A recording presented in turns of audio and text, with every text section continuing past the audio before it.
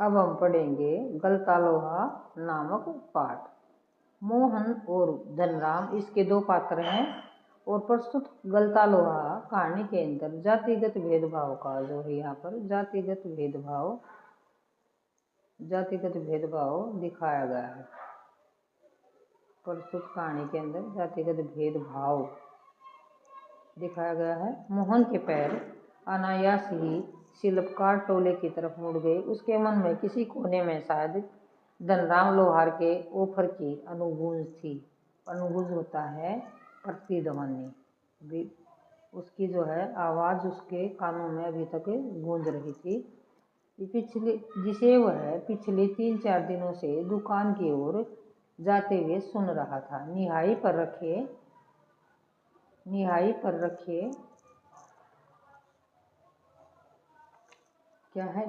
रखे लाल गरम लोहे, फिर से देखिएगा, निहाई पर रखे लाल गरम लोहे पर पड़ती लोहे की थप थप आवाज, ठंडे लोहे पर लगती चोट से उठता ठनकता और निशाना साधने से पहले खाली निहाई पर पड़ती हथौड़ी की खनक, जिन्हें वह दूर से पहचान सकता था। निहाई होता है लोहे का एक ऐसा पार्ट सा होता है, उसके ऊपर जो है ऐसे रख के लोहे को पीटा जाता है, तो वो आवाज़ वह दूर से पहचान सकता था। और जो धनराम ने उस समय पर मोहन को वो ऑफर दी थी, वो ऑफर उसके कानों में शेष थे। ये बिल्कुल अंत से कहानी चल रही है भाई। फिर क्या कहता है कि लंबे बेंट वाले हंसुए को लेकर वह घर से इस उद्देश्य से निकला था कि अपने लंबे बेंट वाले हंसुए को लेकर वह घर से इस उद्देश्य से निकला था कि वह अपने खेतों के किनारे उगाई घास को काट कर साफ करके आएगा। बूढ़े बंशीधर जी के बूते का भी काम नहीं रहा।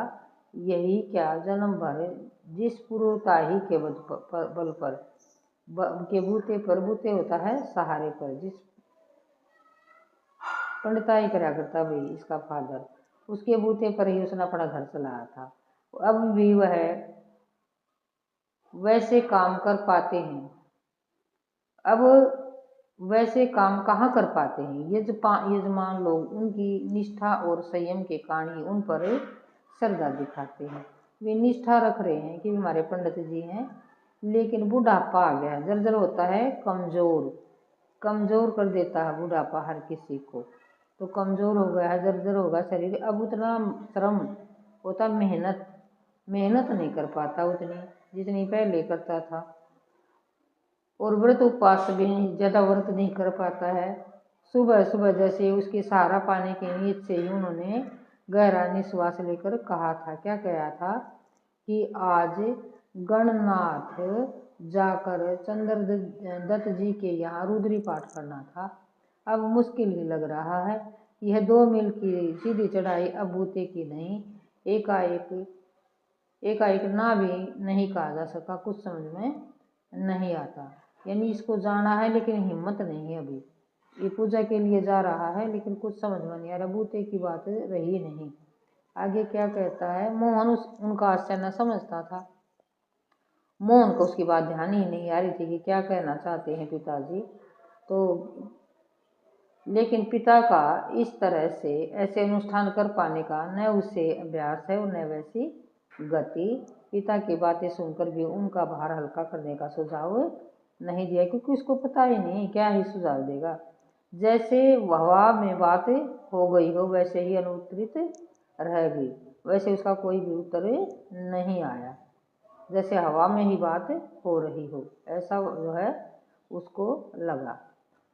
फिर क्या कहता है आगे कि भी पिता का भार हल्का करने के लिए वो खेतों की तरफ चल पड़ा कि भी चलो खेत में पिताजी की हेल्प कर दूंगा। लेकिन अश्वेज की धार नहीं थी, वो पूरी तरह कुंद हो चुकी थी। कुंद होता है कि जो तीखी ना हो। धनराम अपने बाएं हाथ से दोकुनी फूंकता हुआ दाएं हाथ में भट्ठी में गर्म होते लोहे को उलट पुलट रहा था। जब वो उसके पास आया तो धनराम क्या कर रहा था उसका वर्णन यहाँ पर किया कि जब वो वहाँ पर पहुँचा तो उस समय धनराम क्या कर रहा था, लोहे को उल्टा सुल्टा रख रहा था वो उसके पास। तो यहाँ तक पहुँच गए थे हम दोनों, बचपन की जो है लोहे को उलट पुलट कर जो है उसके ऊपर रख रहा था। मोहन भट्टी से दूर हटकर एक खाली कनिस्तर के ऊपर बैठकर उसकी बारीकी कारीगरी को पारीखी नज़रों से देखने लगा। पारखी माने कुशल भरी नज़रों से, जैसे परखना चाहता हो। मास्टर त्रिलोक सिंह तो अब गुजर गए होंगे, मोहन ने पूछा। वे दोनों अब अपने बचपन की तरफ लौट आए और धनराम की आंखों में एक चमक सी आ गई। वह बोला, मास्टर साहब भी क्या आदमी थे लला, अभी पिछले साल ही गुजरे हैं। सच कहूँ आखिरी दम तक उनकी छड़ी का डर लगा रहता था कि मैं इतना डरा करता कभी सरफेस से हमें मार दे। मासा मास्टर साहब के लिए आया है। दोनों हो करके हंस देते हैं, दोनों हो करके हंस देते हैं और ये आपस से जो है बचपन की बातों को दोहराने लगते हैं। गोपाल सिंह की दुकान में हुक्के का आखिरी कस खींच कर त्रिलोक सिंह स्कूल की चार दीवारी में उतरते हैं। वही पहले के मास्टर हुक्का पिया करते, तो हुक्का पिया तो स्कूल में घुसा है। बालक एक दमा चौकड़ी कर रहे हैं, वृक्षों की टहनियों पर झूल रहे हैं। तो और फिर जो मास्टर जी उनको धमका देने का प्रार्थना कर ली तुमने, यह जानते भी कि प्रार्थना अगर हो गई होती तो गोपाल सिंह की दुकान तक उनका मिले जुला सवर पहुंचता। समवेत माने मिला जुला उनका सवर उस तक पहुंच जाता, लेकिन वो वैसे ही पूछता है। त्रिलोक सिंह घूर घूर कर एक लड़के को देखते हैं और फिर वही कड़कदार आवाज, मोहन नहीं आया आज। मोहन उनका सहिता शिष्य था, पुरोहित खानदान का कुशाग्र बालक था और गाने में भी बेजोड़ था। त्रिलोक सिंह मास्टर ने पूरे स्कूल का मॉनिटर उसको बना रखा था। वही सुबह सुबह ही प्रभु अमदा का ज्ञान उनको दीजिए का पहला सवर उठाकर प्रार्थना शुरू करता था। मोहन को लेकर मास्टर त्रिलोक सिंह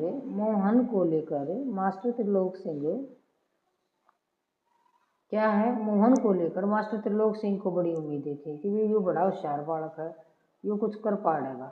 ऐसी उम्मीद कर रखी है उन्होंने मोहन से। तो क्या कहता है कि मोहन ठीक ठाक उत्तर देकर उन्हें संतुष्ट कर देता है और जो है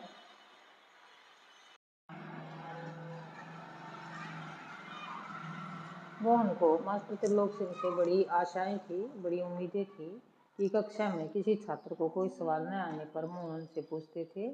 उम्मीदें थी, आशाएं थी। आशा उम्मीदें की चीज़ है। और क्या कहता है, कक्षा में किसी भी छात्र को जब भी कोई सवाल नहीं आता तो मोहन से पूछते, मोहन का सही उत्तर दे देता। मोहन ठीक ठाक उत्तर देकर उनको खुश कर देता, संतुष्ट कर देता। वे उस फिसड्डी बालक को दंड देने का भार वे मोहन पर डालते। फिसड्डी माने नाश का आगे जिसने।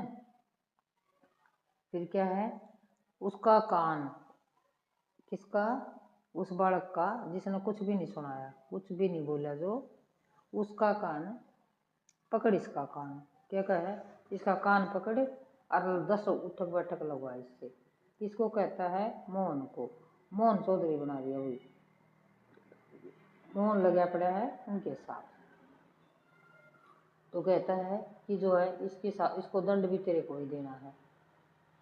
धनराम ने छात्रों में से एक था जिसने त्रिलोक सिंह मास्टर के आदेश पर अपने आमजोली जो कति उसका मित्र था मोहन के हाथों कई बैठा है, क्योंकि मोहन जो है ना वो कई बार अपने मित्रों ने भी पीट दिया करता, कान खिंचवा रखे थे।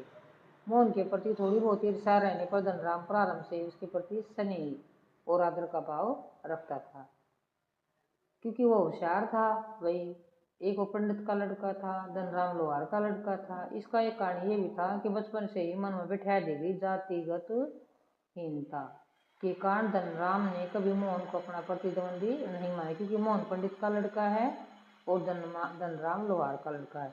बीच बीच में त्रिलोक सिंह मास्टर का यह कहना कि मोहन एक दिन बहुत बड़ा आदमी बनकर स्कूल का नाम ऊंचा करेगा, बार बार जो है उसको मोटिवेट भी कर रहा है। सत्यानाश तो गति पीछे कर रहा है और इनको जो है आगे ले जाने की कोशिश कर रहा है।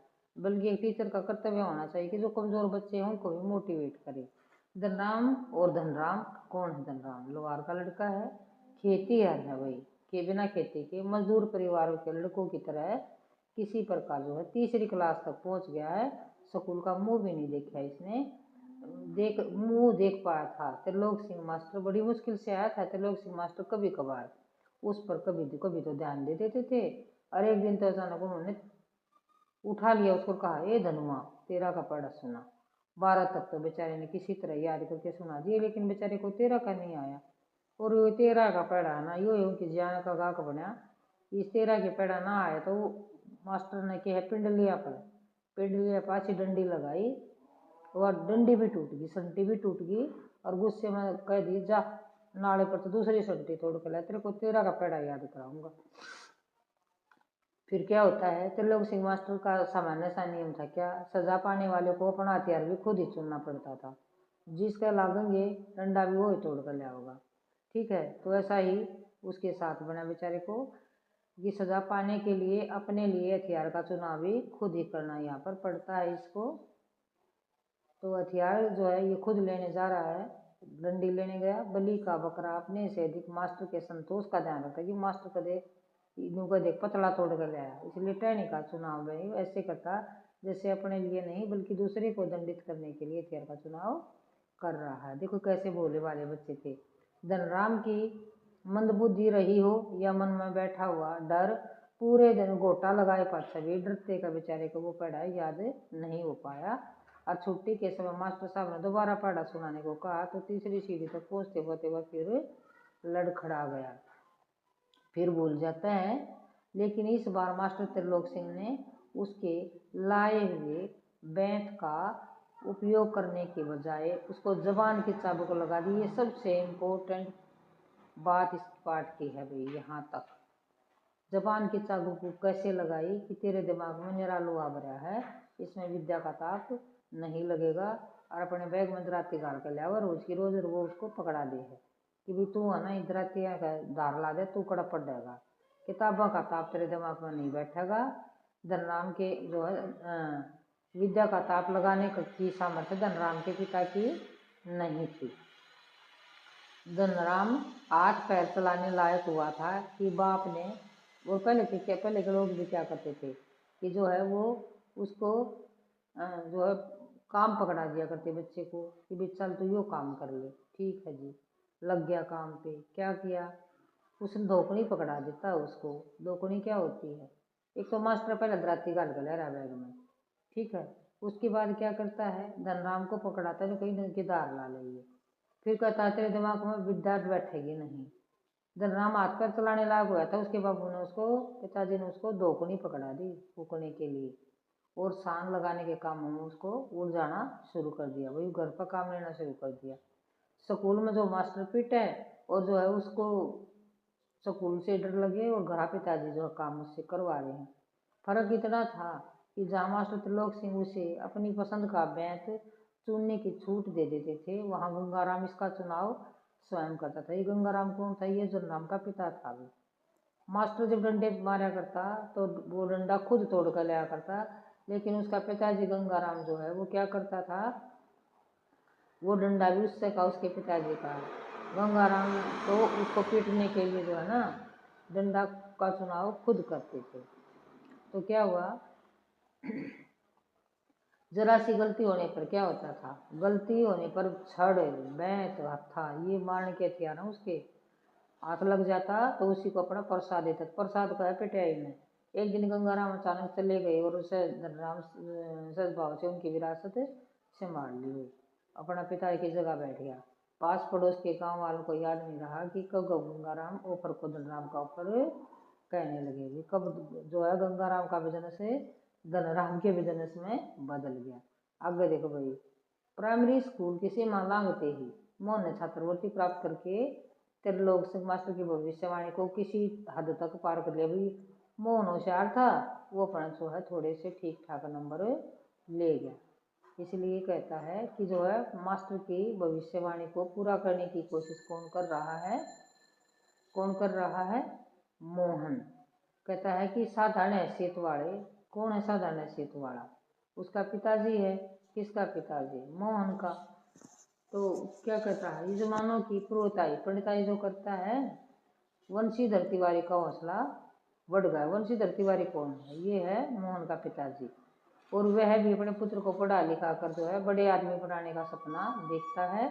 और पीढ़ियों से चले आ रहे पैतृक धंधे ने उनको निराश कर दिया। विफलताई में कुछ नहीं है, दान दक्षिणा के बूते पर अब घर नहीं चल सकता। अब जो है बच्चे को पढ़ा लिखा के इसको अफसर बनाऊंगा, ये जो है उसके मन में भावना जाग गई। और ठीक ठाक जागी भी, ठीक करा। ये कहता कि बड़े ताई से तो आधा पेट भर पाता है, इसलिए वो पढ़ लिख कर मेरे वंश का दरिद्रता मिटा देगा, गरीबी, दरिद्रता गरीबी। यह उनकी इच्छा थी। लेकिन इच्छा होने से नहीं होता ना सब कुछ।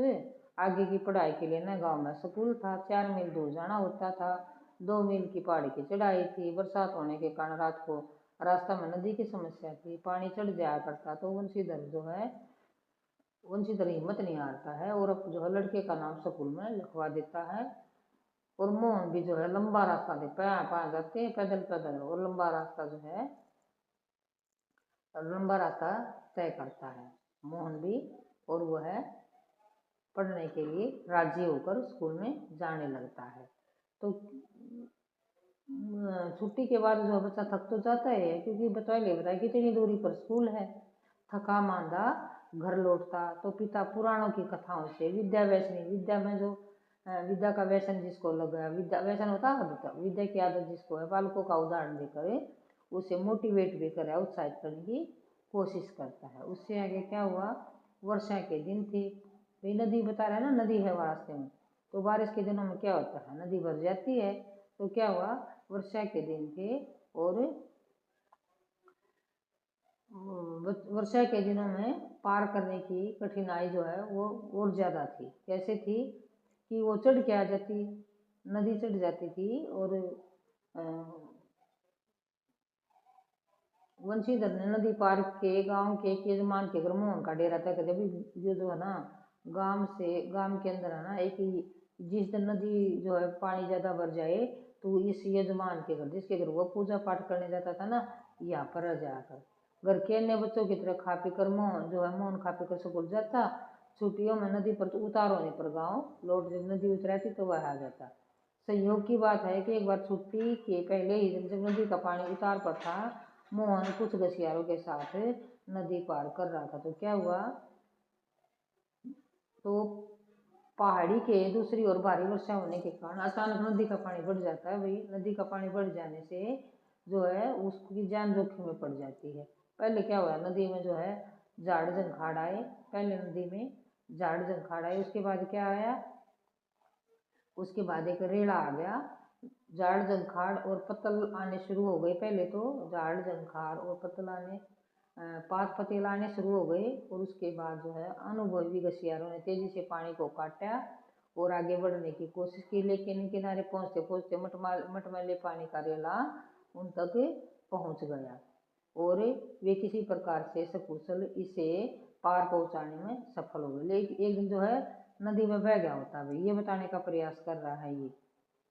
और फिर उसके पिताजी को ये है कि एक ना एक दिन धन मोहन बह जाएगा। तो उसके भविष्य की चिंता उसको हो गई कि वो भविष्य में मैं क्या करूँ इस बच्चे के साथ जो ये पढ़ लिख जाए, ऐसी चिंता उसके फादर को है। तो क्या करता है वो, गांव का ही एक आदमी क्या है, बिरादरी के एक संपन्न परिवार का युवक है रमेश, उन दिनों लखनऊ से छुट्टियों में आया हुआ है। बातों बातों में वंशीधर ने मोहन की पढ़ाई के संबंध में उससे अपनी चिंता प्रकट की। तो उसने कहा कि सहानुभूति दिखाई कि मैं पढ़ा दूंगा इसको, मेरे साथ भेज दे लखनऊ। घर में 4 प्राणी थे, एक और बढ़ जाने से दिक्कत था, कोई अंतर नहीं पड़ता, और उसको शहर में लेकर चला जाता है। वंशीधर को जैसे रमेश के रूप में साक्षात्कार में भगवान मिल गए। सोचिए तो बहुत बड़ी आराम का बंदा मेरे बच्चे को पढ़ाने के लिए तैयार है। और उनकी आंखों में पानी आ गया, इतना भावुक हो गया कि बिरादरी का ये इशारा होता है। देखो ये बात कही है, लेकिन किसा सारा होगा वो आगे देखिए। छुट्टी शेष होने पर रमेश वापस लौटा तो माँ बाप को अपनी गांव की दुनिया से बिछुड़कर सहमा सहमा सा मोहन भी उसके साथ लखनऊ पहुंच गया। बेचारा लखनऊ चला गया, बच्चे को भेज दिया। अब मोहन की जिंदगी में एक नया पाठ शुरू हो गया। भाई दोनों घर की दोनों महिलाएं, जिन्हें वह चाची और भाभी कहकर कितना नजदीक का रिश्ता है, हाथ बटाने के अलावा धीरे धीरे वह मूल्य किसी भी चाची और भाभीियों का काम में हाथ बटाने का साधन बना दिया, नौकर बना दिया उसको बेचारे को। मोहन थोड़ा दहीला, मोहन थोड़ा बाजार, मोहन धोबी से कपड़े लिया, मोहन ये कर दे, मोहन आलू लिया, मोहन घंटे लिया, मतलब बात ये है कि उसको बिल्कुल नौकर बना दिया। तो औसत क्या कहता है कि औसत दफ्तरी बड़े बाबू की हैसियत वाले रमेश ने मोहन को अपना भाई बिरादर बतलाना सम्मान के विरुद्ध जान पड़ता है। शर्म आती थी उसको अपना भाई बताते, वो कहता मेरा घरेलू नौकर है। थोड़ी बहुत हिला हवाली करने के बाद रमेश ने निकट के एक साधारण से स्कूल में उसका नाम लिखवा दिया, ले 48,000 का तू। लेकिन एकदम नए वातावरण और रात दिन के काम के बोझ के कारण, रात दिन में तो सारा दिन तो अकेले रहो, उसका काम करवाए जाऊँ उससे, तो क्या करता है शहर के स्कूली जीवन में अपनी कोई पहचान नहीं बना पाया। जैसी पहचान गांव में थी वहां पर उसकी ऐसी पहचान नहीं हो सकी। उसका जीवन एक बंदी बदायली पर चलता रहा और साल में एक बार गर्मियों की छुट्टी में गाँव आने का मौका जब मिलता था, जब रमेश और उसके घर का कोई प्राणी गाँव जाने वाला, वो अगर वो रमेश गाँव जाओ तो उसको भेजे ना, तो छुट्टियों को भी अगले दर्जे की तैयारी के नाम पर उसे शहर में ही गुजार देना पड़ता था। अगले दर्जे की तैयारी तो बहाना भर थी, सवाल रमेश और उसकी गृहस्थी की सुविधाओं का था कि भी उसको असुविधा हो जाएगी। और मोहन ने बेचारे ने अपनी परिस्थितियों के साथ समझौता कर लिया, क्योंकि और कोई चारा भी उस बच्चे के पास नहीं था। अब मैं करूँ भी तो क्या करूँ।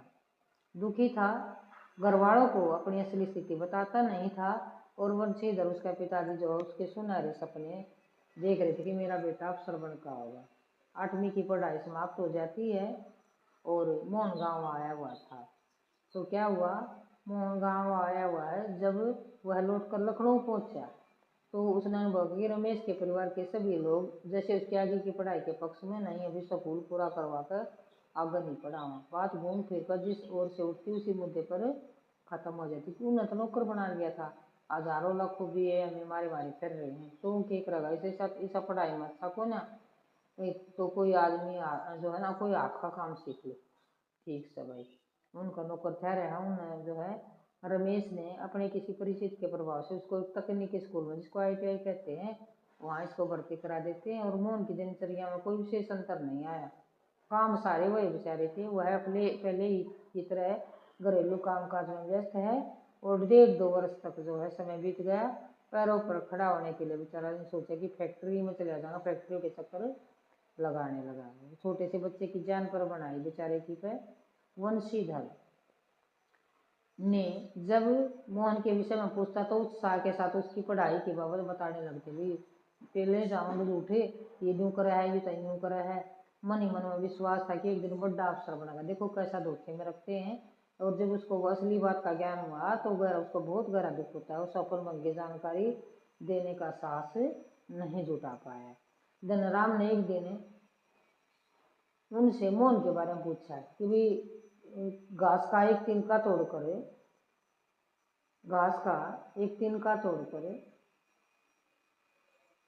क्या कहता है उसका पिताजी, घास का एक तिनका तोड़कर दांत खोदते हुए बताया कि उसकी सेक्रेटरीट में नियुक्ति हो गई। झूठ बोल रहा है कि वो सेक्रेटरीट में लग गया और शीघ्र ही विद्यालय की परीक्षाएं देकर वह बड़े पद पर पहुंच जाएगा। धनराम को त्रिलोक सिंह की भविष्यवाणी पर पूरा यकीन था, तो वो कहता ऐसा तो होना ही था।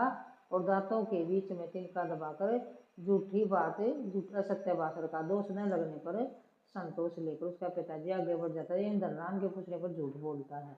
मोहन लल्ला बचपन से ही बड़े बुद्धिमान थे, उन्हें बहुत देर तक कचोटते रहे सब। जैसे धनराम कह रहा था ना कि वो बेचारा वो तो होशियार था और मास्टर जी भी कहा करते तो वो जरूर बड़ा आदमी बनेगा, लेकिन ये झूठे शब्द जो है वंशीधर के मन को बुरी तरह से कचोटते रहे। तो आगे क्या होता है, त्रिलोक सिंह मास्टर की बातों के साथ साथ बचपन से लेकर अब तक के जीवन के कई प्रसंगों पर मोहन और धनराम बातें करते रहे। और धनराम ने मोहन के हंसुए के फाल को बैग से निकालकर भट्टी में तपाया और मन लगाकर उसकी धार गढ़ दी। गर्म लोहे को हवा में ठंडा होने पर काफी समय लग गया और धनराम ने उसे वापिस बैग पहनाकर और मोहन को लौटाते हुए बोले, अपनी भूल चूक के लिए माफी मांगी हो। बेचारे पंडित जी को फुर्सत नहीं रहती, लेकिन किसी के काम हाथ भिजवाते हो मैं तत्काल बना देता। मोहन ने उत्तर में कुछ नहीं कहा, लेकिन हंसुए की धार को लेकर फिर वही बैठा रहा। जहाँ उसे वापस जाने की कोई जल्दी न रही हो। बेचारा वापस जो है वो लोहारा के पास आ जाता है, लोहार के लड़के के पास, धनराम के पास, अपने मित्र के पास, और जो लोहार वाला काम है वो बड़ी आसानी से कर देता है। सामान्य तौर पर ब्राह्मण टोले के लोगों का शिल्पकार टोले में बैठना अच्छा नहीं समझते भी। जो पंडित हैं वो लोहारा के टोले में नहीं बैठेंगे, लेकिन किसी कामकाज के सिलसिले में यदि शिल्पकार टोले में आना ही पड़े तो खड़े खड़े बातचीत निपटा ली जाती थी। ब्राह्मण के टोले के लोगों को बैठने के लिए कहना, ब्राह्मण के लोगों को टोले के लिए बैठ कर कहना